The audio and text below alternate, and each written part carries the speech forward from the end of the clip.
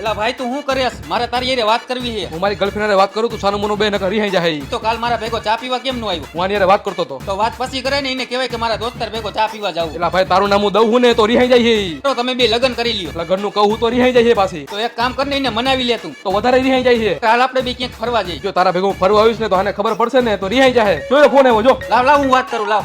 તું આને હકેથી જીવવા દે ને. એલા લાડુ પાડમાં નકર રીહાઈ જાય. જો કપાઈ ગયો ફોન. રીહાઈ ગઈ છે. આ તો પાછો ફોન કર.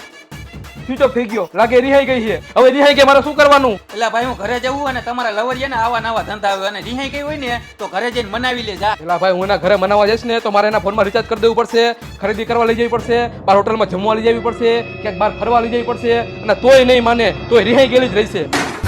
એટલે ભાઈ હું જાવું આમાં મને કઈ સમજાતું નથી, મારું માથું ચડી ગયું. હવે તો મને નથી સમજાતું એ કેમ રિહાઈ હે. હે ભગવાન, હવે મને ઉપાડી લ્યો કા પછી આને ઉપાડી લ્યો, એટલે મારે તો ઉપાડી નહીં.